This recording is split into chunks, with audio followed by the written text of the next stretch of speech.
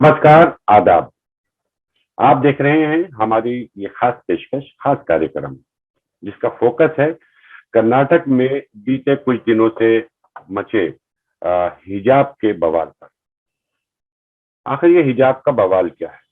इसका छोटा सा बैकग्राउंड बता देते हैं कि कर्नाटक में सरकार ने अभी हाल ही में उस कानून को लागू करने का ऐलान किया, जिसके तहत स्कूल कॉलेजेस में बच्चे सिर्फ वही ड्रेस पहनेंगे जो स्कूल कॉलेजेस तय करेंगे।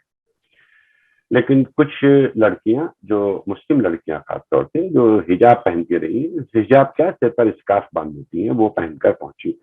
उसको लेकर लोगों ने ऐतराज जताया, आपत्ति जताई, और जिसके बाद बवाल शुरू हो गया।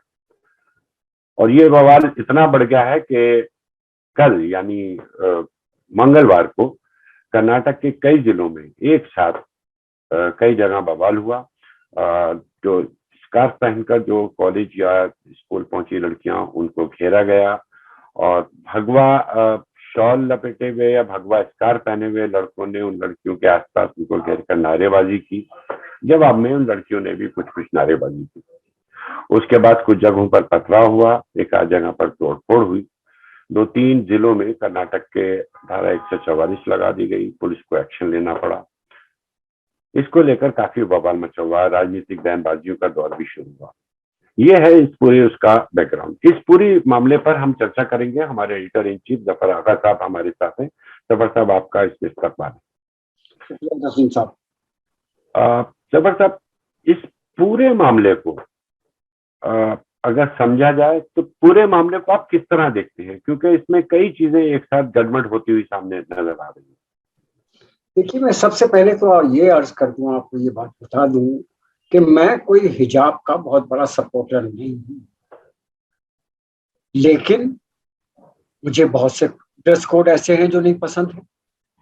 मसलन मुझे ये अच्छा नहीं लगता कि कोई आदमी धोती पहन के यूनिवर्सिटी में आए, कॉलेज में आए। लेकिन अगर कोई आदमी पहनना चाहता है तो मेरा कोई हक नहीं है कि मैं अपनी पसंद उसके ऊपर लागू करूं।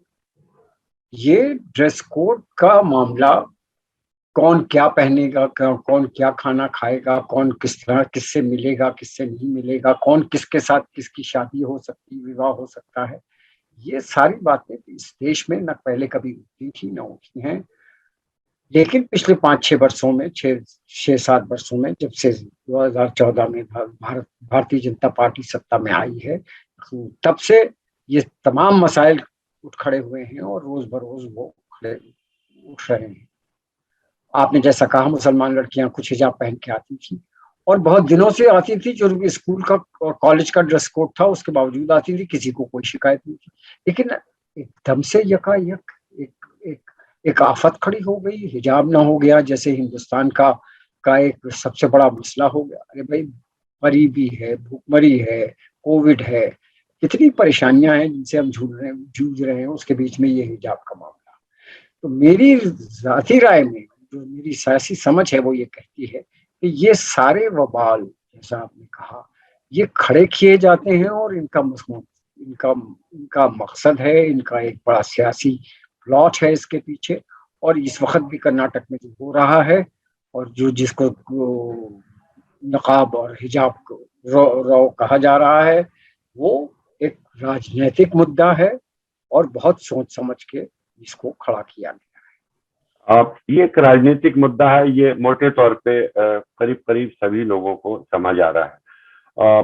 अगर हम देखें पॉलिटिकल सिनेरियो हिंदुस्तान का देखें, तो जो सदर्न स्टेट्स हैं, वहां पर राइट विंग पॉलिटिक्स या कहें भारतीय जनता पार्टी का इनरोड उस तरीके से नहीं हुआ। यस, कर्नाटक तक उन्होंने जरूर कामयाबी हासिल की है, लेकिन उससे सटे हुए आंध्रा, तेलंगाना, केरला, तमिलनाडु में उनको अभी तक अपने जमीन बनाने का मौका नहीं मिला है। और जो राइट विंग पॉलिटिक्स है, ये हिजाब का मसला हुआ या हिंदू मुस्लिम कहें या पोलराइजेशन की जो सियासत होती रही है, वो मोटे तौर पर नॉर्दर्न हिस्से में होती रही है, नॉर्दर्न इंडिया के स्टेट्स में होती रही है। वो उत्तर प्रदेश हो, उत्तराखंड हो, पंजाब हो, हिमाचल हो, हरियाणा हो, इनमें, या फिर गुजरात, मध्य प्रदेश, राजस्थान, छत्तीसगढ़, बिहार जैसे स्टेट्स में होती रही। लेकिन सदर्न स्टेट्स में उस मौके पर जबकि 5 बड़ी रियासतों में असेंबली चुनाव है और पहले दौर का चुनाव उत्तर प्रदेश में तो कल ही होने वाला है। ऐसे मौके पर इन सब चीजों का उभर आना, और क्या इसके पीछे एक डिजाइन आपको नजर आता है? बिल्कुल डिजाइन है, बिल्कुल खुली डिजाइन है। देखिए, आपने जैसा कहा कि सदर्न स्टेट्स में ये इश्यूज नहीं उठा करके, वहाँ कम्युनलिज्म का इशू तब नहीं है, लेकिन कर्नाटक को gateway of BJP south India कहा जाता है। इसमें दोनों ये जो हो रहा है, इसमें दोनों जगह की सियासत का दखल है। सबसे पहले तो कर्नाटक में एक साल भर बाद इलेक्शन होने वाले हैं और उनके पास सरकार बहुत नाकाम रही है। इसका सबूत ये है कि अभी कुछ महीनों पहले वहां के मुख्यमंत्री को वहां के बड़े कद्दावर बीजेपी के लीडर, सबसे बड़े लीडर जो थे बीजेपी के, उनको हटाकर बोमई को चीफ मिनिस्टर बनाया गया है। लेकिन ये खबरें आ रही थी कि पार्टी में नए चीफ मिनिस्टर के से बहुत से लोग नाराज हैं और पार्टी टूट सकती है। खुद बीजेपी में बड़ी जबरदस्त क्राइसिस दिखाई दे रही थी और उनके पास कोई इशू दूसरा है नहीं कर्नाटक में चुनाव लड़ने के लिए, लिहाजा वो पोलराइजेशन की तरफ जा रहे हैं। और इस तरह से हिंदू मुस्लिम पोलराइजेशन करके, वो कोविड का मामला हो, महंगाई का मामला हो, देश की इकोनॉमी का मामला हो, जितने बड़े बड़े देश के मुद्दे हैं उनसे हटाकर इलेक्शन को वो कर्नाटक में हिंदू मुस्लिम पे लाना चाह रहे हैं। ये तो रही कर्नाटक की अपनी जाति पॉलिटिक्स। लेकिन उससे ज्यादा इम्पोर्टेंट बात यह है कि जो 5 प्रदेशों में चुनाव हो रहे हैं, जो चल रहे हैं, और उनमें से उत्तर प्रदेश सबसे मुख्य प्रदेश है और वहां बीजेपी की हालत कही जा रही है, सभी देख रहे हैं कि बहुत ज्यादा खराब दिखाई दे रही है। तो इन स्टेट्स में किसी तरह से पोलराइजेशन नहीं हो पा रहा है। उत्तर प्रदेश जहां हिंदू मुस्लिम राजनीति कर रहा है, वहां पहली बार काफी समय के बाद काफी अरसे के बाद ये देखने को मिल रहा है कि वहां भी पोलराइजेशन किसी तरह से नहीं हो रहा। कोशिश आज से नहीं, 2-2.5 महीने से चल रही है। पहले गांव में कुछ जगहों पर नमाज की पाबंदी लगाई गई, फिर लव जिहाद का मामला उठाया गया, फिर उसके बाद धर्म संसद हुआ और मुसलमानों को जेनोसाइड का फतवा दिया गया लगभग। और फिर हिंदू राष्ट्र की एक जगह से बात उठी। फिर उसके बाद दुल्ली सुल्ली वेबसाइट्स के ऊपर लड़कियों की नीलामी, मुस्लिम लड़कियों की नीलामी का मामला। हर तरह से ये कोशिश की जा रही थी कि किसी तरह से मुसलमान को गुस्सा आए और वो सड़क पर निकले। जब मुसलमान सड़क पर निकलेगा तो रिएक्शन में हिंदू कंसोलिडेशन होगा। लेकिन बीजेपी सारे मुद्दों में कामयाब नहीं हो रही थी। अब यहाँ पे कर्नाटक में ये मामला खड़ा कर दिया गया है और इस वक्त ये ऐसा लगता है कि जैसे हिंदू मुसलमान 2 ग्रुप कर्नाटक में सड़कों पे एक दूसरे के सामने हैं। और बीजेपी को ये लगता है, देखिए कल हम जब रिकॉर्डिंग कर रहे हैं तो कल पहला दिन होगा जब यूपी में चुनाव पोलिंग शुरू होता है। वेस्टर्न उत्तर प्रदेश जहां बीजेपी सबसे ज्यादा नाराज है, जहां जाट बहुत खिलाफ हो गया है और मुसलमान और दूसरी जातियों के लोग उसके साथ मिलके, जाटों के साथ मिलके बीजेपी से खुलकर लड़ गए। और हैरत की बात यह है कि वो जाट जो 2013 और 12 के दंगों के बाद, 2013 में मुजफ्फरनगर दंगों के बाद कम्युनल हो गया था, वो खुद अब हिंदू मुस्लिम डिवाइड को घर घर जाके सड़कों पे पर्चे बांटकर उस डिवाइड को रोक रहा है। तो बीजेपी बहुत नर्वस थी कि उसका हिंदुत्व नाकाम होता जा रहा है, चुनाव हाथ से निकल रहे हैं। उत्तर प्रदेश और दूसरे 5 प्रदेशों में, जिनमें दूसरे 4 प्रदेशों में जहां चुनाव हो रहा है, वहां कहीं पोलराइजेशन नहीं हो पाया है। पंजाब हो, गोवा हो, उत्तराखंड हो, मणिपुर में तो सिचुएशन दूसरी है। तो इस सिचुएशन में ये कोशिश घड़ी थी और अब बीजेपी को लगता है कि वो कामयाब हो गए हैं। इसीलिए मुझे लगता है कि मुसलमानों और हिंदुओं दोनों को इस मामले में बहुत सूझबूझ से काम लेने की जरूरत है। किसी किस्म की इमोशनल रिएक्शंस नहीं होने चाहिए। हिजाब के मामले को ये समझ के निपटना चाहिए कि ये एक राजनीतिक मामला है, धार्मिक मामला नहीं है, मजहबी इशू नहीं है। बीजेपी ये धार्मिक मामला नहीं है, एक राजनीतिक मामला है, जैसा आपने कहा। आपने जिक्र किया अभी गुड़गांव में नमाज का मसला हो, और अभी हाल में खबरों में आया था और दावा भी किया गया था और कि जो हैदराबाद के नेता हैं ऑल इंडिया इत्तेहादुल मुस्लिम मस्जिद के ओवैसी पर हमला हुआ मुबैना तौर पर, और उसकी जांच वांच भी हुई, उसमें भी 2 लोग पकड़े गए, और फिर उसके बाद अचानक से ही कर्नाटक में हिजाब हो जाता है। तो आप इन चीजों को क्या एक दूसरे से जुड़ा हुआ पाते हैं? ये सारे बिल्कुल, देखिए जब बाबरी मस्जिद का मामला हुआ, या उस समय लोगों को नहीं समझ, उस वक्त लोगों को ये बात समझ में नहीं आती थी कि ये सियासत, इसमें कहाँ पे क्या सियासत। अब 30 बरस हो गए भारतीय जनता पार्टी की और संघ की जो की जिसको हिंदी में रणनीति कहते हैं, उनकी जो हिकमत अमली है सियासत की, वो बड़ी खुली अब सब लोगों को समझ में आने लगी है। कम से कम पॉलिटिक्स से जुड़े हुए लोग तो बहुत अच्छी तरह समझ रहे हैं। हद ये है कि अब आम आदमी भी कहने लग गया है। उत्तर प्रदेश के चुनाव में ये मामला बहुत खुल के सामने आ रहा है, डिबेट्स में, टीवी डिबेट्स पे, कि बीजेपी पोलराइजेशन की राजनीति करती है, लोगों को आपस में डिवाइड एंड रूल की पॉलिटिक्स के जरिए हिंदू मुसलमान को लड़ाकर राज करती है, एंड ये बातें डिस्कस हो रही हैं। तो ये सारी चीजें जुड़ी हुई हैं। ओवैसी साहब के ऊपर गोली चलाई जानी हो, नकाब हो, उल्ली सुल्ली ऐप हो, नमाज की बात हो, ये सब आपस में जुड़ी हुई हैं, और लोगों को ये बहुत बड़े तबके को ये चीज अब दिखाई दे रही है कि ये नर्वस बीजेपी इस बात में जुटी हुई है कि किसी तरह से राजनीति और पॉलिटिक्स की धुरी दोबारा से हिंदू मुसलमान पर चली जाए। कोविड पे बात ना हो, महंगाई पे बात ना हो, योगी जी ने जिस तरह से 5 साल से हुकूमत चलाई है, वो इशू डिस्कस ना हो, मोदी जी ने जो वादे किए थे और वो पूरे नहीं हुए, ये बातें उठकर जनता के सामने ना आए। इसके बजाय हिजाब, नमाज, उल्ली सुल्ली, धर्म संसद, भारत हिंदू राष्ट्र, ये कोशिशें हो रही हैं, और जिसमें अभी तक तो कम से कम ये फीडबैक मिल रहा है जमीन से, जहां चुनाव हो रहे हैं। सिर्फ यूपी ही नहीं, यूपी में तो बहुत हालत खराब है, पंजाब में बीजेपी की कुछ की दाल नहीं गल रही, उत्तराखंड में भी बहुत अच्छी सिचुएशन उसके लिए नहीं है, गोवा में भी वो हालात नहीं है जो पहले थे बीजेपी के लिए। तो इन सूरत हाल में घबराहट है, बड़ी नर्वसनेस है, और ये इन इश्यूज को उठाया जा रहा है। इस सब के बीच पॉलिटिकल जो अटेम्प्ट्स हो रहे हैं पोलराइज करने के, और ओवैसी जैसे नेता भी सामने आकर लोगों को एक तरीके से उकसाने का, बड़ी जज्बाती तकरीर करके उकसाने की कोशिश करते हैं। इस सब के बीच में जो मुस्लिम कम्युनिटी है, जो माइनॉरिटी तबका है, उसके लिए क्या मैसेज होना चाहिए? देखिए, मुसलमान के लिए आपने बहुत अच्छा सवाल किया। इस वक्त बहुत बड़ी जिम्मेदारी हिंदुस्तान के मुसलमान पे है, खासतौर से उत्तर प्रदेश के मुसलमान, जहाँ के बीजेपी की हालत खस्ता है। उनकी स्ट्रैटेजी दो स्ट्रैटेजी उनकी है मुस्लिम वोट बैंक को डील करने के लिए। एक, वो ये चाहते हैं कि मुसलमान किसी तरह से प्रोवोक हो, सड़क पे निकल कर आए, ताकि उसका बैकलैश हो और हिंदू वोट बैंक कंसोलिडेशन।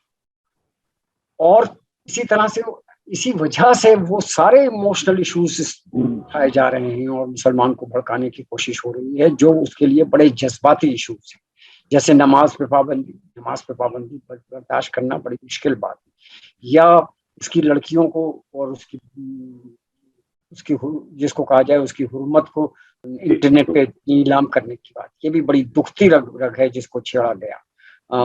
या धर्म संसद में मुसलमानों को की नरसंहार की और उसके मसाकर की कॉल देना।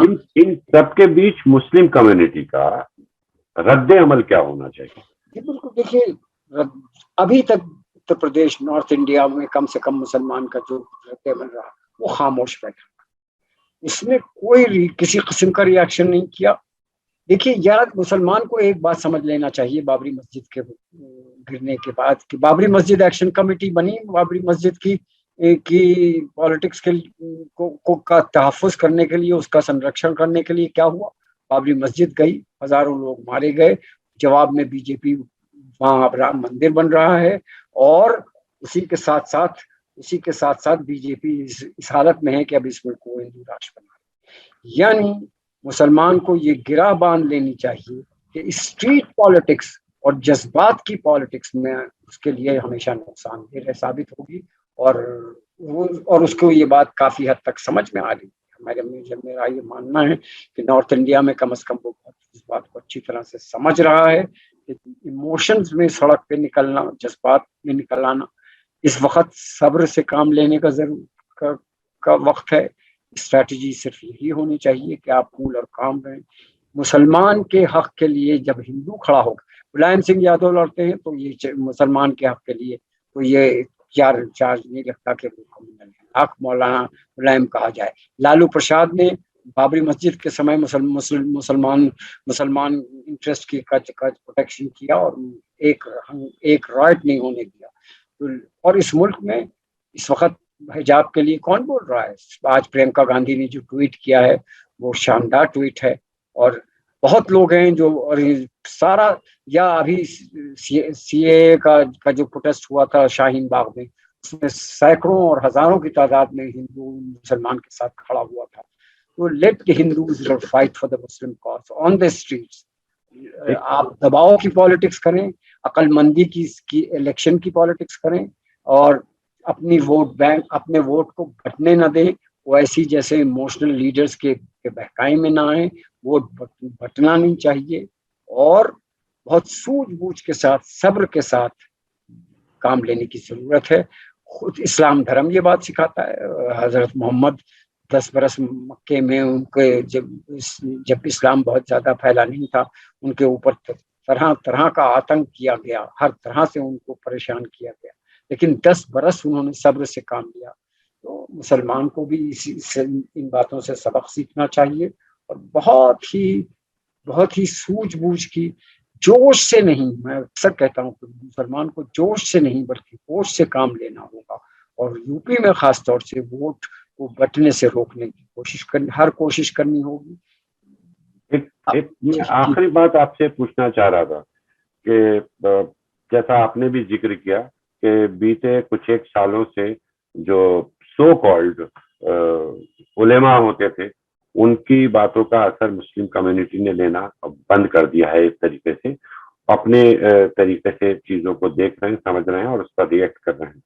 लेकिन ये कर्नाटक के हिजाब वाले मामले पर एक बार फिर से जिस तरीके का जमीयतुल उलमा हिंद ने उस लड़की के लिए 5 लाख रुपए के इनाम का ऐलान कर दिया, ओवैसी साहब ने उसको शेरनी और जाने तरह तरह के तमगों से नवाजा, बड़ी तारीफों के पुल बांधे।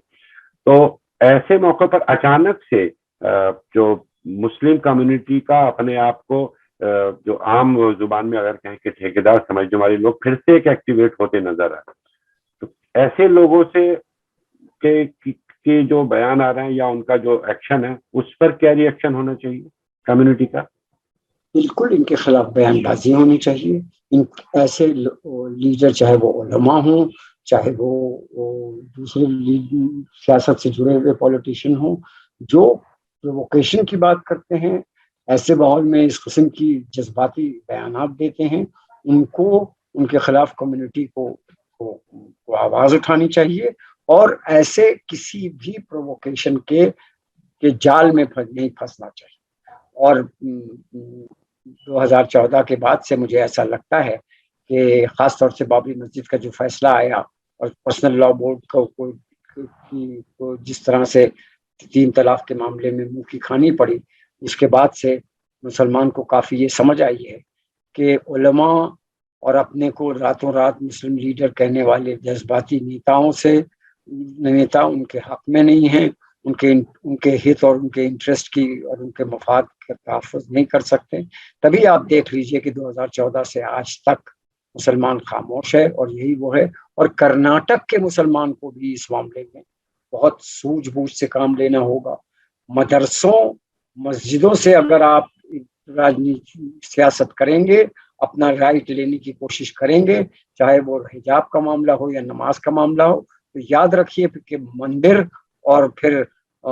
और साधु भी सियासत में आएंगे। और जैसा बाबरी मस्जिद के मामले में हुआ कि मंदिर और मस्जिद और साधु जब सियासत से जुड़ गए, तो फिर मुसलमान का पूछने वाला नहीं। बहुत कठिन समय है, बहुत मुश्किल हालात हैं हिंदुस्तान के मुसलमान के लिए। उन हालात में इसकी ये जिम्मेदारी है कि वो बहुत, मैंने अभी कहा और मैं बार बार ये बात कहता हूँ, तो उसको होशमंदी से काम होशमंदी से काम करना होगा। अपना वोट बटने से रोके, किसी जज्बाती नेता के हिसाब से वोट न डाले, ये सोच के न डाले कि फलाने अंसारी साहब खड़े हैं और फलाने उस्मानी साहब खड़े हैं, ये हमारे मुसलमान भाई हैं इसलिए हम उनको वोट डाल दें। बल्कि ये स्ट्रैटेजी होनी चाहिए कि कौन बीजेपी को हरा रहा है आपकी कॉन्स्टिट्यूंसी में, आप उसको वोट डालें और अपना वोट बटने न दें कभी। और इसमें सिर्फ मुसलमान का ही मफाद और हित नहीं है, बल्कि देश का भी हित इसी समय है। जिसको बीजेपी से लड़ना है, बीजेपी को परास्त करना है और शिकस्त देनी है, उसके लिए मैं घड़ी घड़ी यही कह रहा हूँ, हर कम्युनिटी, हर कौम, हर जात का ये इस वक्त जिम्मेदारी है कि वो, फिर मैं ये रिपीट कर रहा हूँ कि जोश नहीं, होश से, सूझबूझ से काम करे और हिजाब, नमाज, इन जैसी चीजों के बहकावे और जाल में फंसने के बजाय अपनी राजनीति और अपनी पॉलिटिक्स का इस्तेमाल करके अपनी बीजेपी को हराने की कोशिश की जाए। जैसा कि जफर साहब ने बताया कि इस वक्त मुस्लिम कम्युनिटी, माइनॉरिटीज तबके को जरूरत है कि वो होशमंदी से काम ले, जोश में बिल्कुल ना आए और ना ही जो जज्बाती तकरीरें हो रही हैं उसके बहकावे में आए। अपनी पसंद से अपने मफाद को, अपने कारोबार, नौकरी, रोजगार, अपनी जरूरतों को ध्यान में रखते हुए चुने कि वो किसको वोट देगा। और इस देश को की मजबूती के लिए, इस देश की जो डेमोक्रेटिक जो एक पहचान है, लोकतांत्रिक मूल्य जिसको कहते हैं, डेमोक्रेटिक वैल्यूज को जो मजबूत करने वाली पार्टियां हैं, उनके साथ जुड़े और होशमंदी से वोट करे। और कर्नाटक का हिजाब हो या गुड़गांव की नमाज हो या फिर बुलिसली ऐप हो, वो परेशान कुन बातें हैं ये, लेकिन उससे परेशान होने के बजाय उनके पीछे छिपी हुई सियासी जो करतूतें हैं उनको समझे और उस पर उसी तरीके से उसका रद्द अमल होना चाहिए। जफर साहब, इस बातचीत में शामिल होने के लिए आपका बहुत बहुत शुक्रिया।